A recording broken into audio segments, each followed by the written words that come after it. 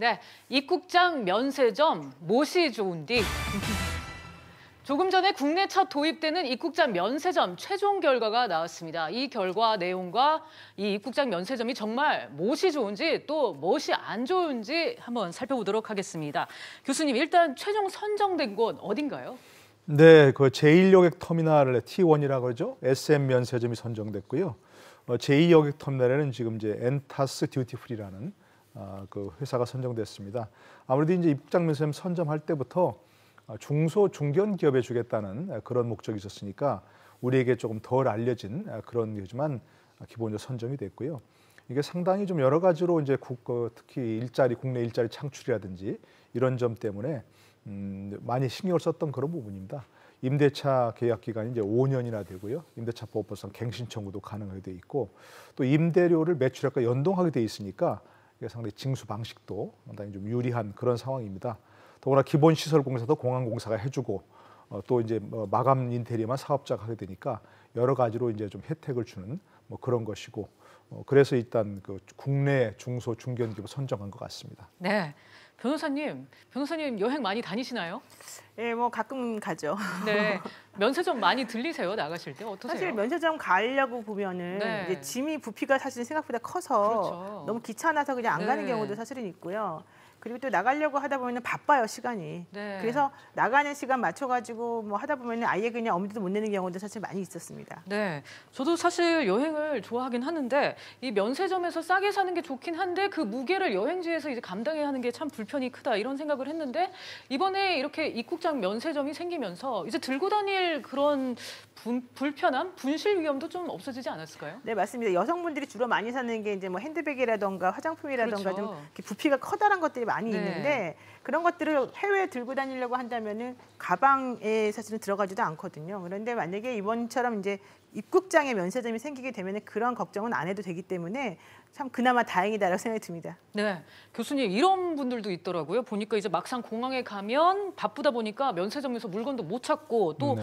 입국장 면세점에 들어서면 이런 걱정은 확실히 없어질 것 같은데요. 네, 그렇죠? 그런데 이제 저희 아이들 보니까 저 같은 경우는 좀 그런 걱정이 있습니다. 네. 거기 가서 직접 물품을 보면서 살 시간이 없는 경우가 많은데 네. 저희 아이들은 인터넷으로 다 예약을 해놓고 그렇구나. 가서 찾기만 하더라고요. 네. 그러니까 그것도 이용하는 방법이 좀 있으면 될 것 네. 같고요. 근데 어쨌든 이제 그런 시간과 제약이 없으니까 입국장 면세점은 뭐 상당히 좀 그런 면에서 충분히 시간을 가지고 쇼핑할 수 있을 것 같지요.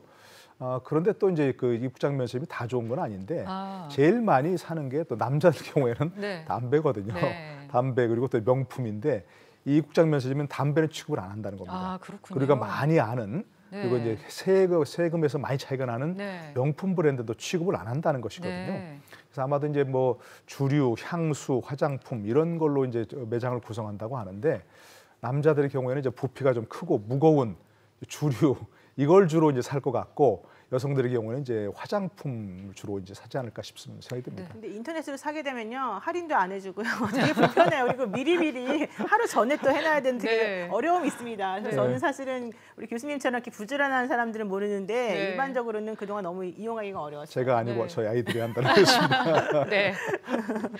요즘 젊은 분들 원체 부지런하니까요. 그렇죠. 예, 예. 훈련을 잘하니까. 그런데 변호사님 지금 교수님도 말씀을 하셨지만 이 입국장 면세점 이 물품들이 좀 한정이 있어서 아무래도 좀 흥행에 좀 안 좋은 요소로 미치는 거 아니냐 이런 생각도 드는데요. 맞아요. 지금 구매 한도 자체가 $600밖에 이제 안 되는 네. 부분이 하나가 있고요. 또 하나는 담배나 과일, 뭐 축산 가공품 이런 것들은 또 제외가 됐습니다. 네. 그리고 살 수 있는 게 그냥 향수, 화장품, 주류 이제 이런 것들이어서 실제 얼마나 효과가 있을지는 모르겠습니다만은 그래도 이제 뭐 천리길도 한 걸음부터라고 이제 이렇게 시작을 하다 보면은 나중에 괜찮아지지 않을까 생각이 듭니다. 네, 그렇게 되겠네요. 교수님 이제 수익에 대한 기대감은 또 어떤지 그게 궁금해요. 어떤 것이요? 제가 다시 한번 좀. 이 기존 면세점에 비교했을 때 네네. 이 입국장 면세점의 네. 이 수익성은 어떨지. 그러니까 이제 아까 네. 말씀드린 대로 화장품을 취급한다 하더라도 이제 네. 또 고가의 브랜드 네. 이런 것은 또 많이 취급하지 않는다는 것이거든요. 이번에 또 이제 그 면세점에서 응차를 할 때 화장품의 경우에는 매출액 연동 대비해서 어떤 그 자기들이 내겠다고 하는 그 비율을 써냈는데 굉장히 높게 써냈다는 것이에요. 그러니까 아마도 이제 그런 점에서 봤을 때 수익성은 조금 어렵지 않겠냐는 것이 있고요. 네. 또 한 가지는 이렇게 입국장 면세점에서 이제 그런 담배나 이제 명품을 취급하지 못하고 주류 화장품 중심으로 한다면 기내에서 판매하는 그런 거 물품마다 겹칠 수밖에 그러네요. 없거든요. 참여율성이 좀 귀국행 떨어지네요. 비행기에서 그걸 사는 네. 사람은 또 안 살 가능성이 네. 높고요.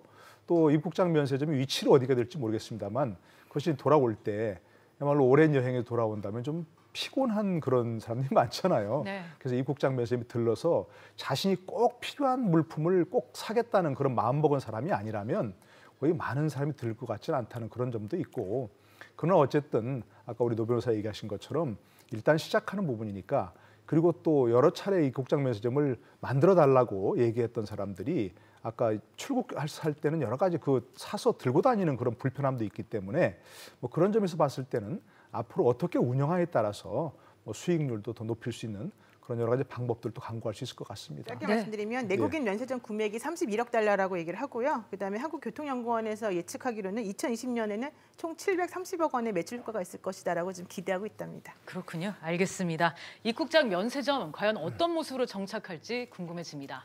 오늘의 마지막 이슈입니다.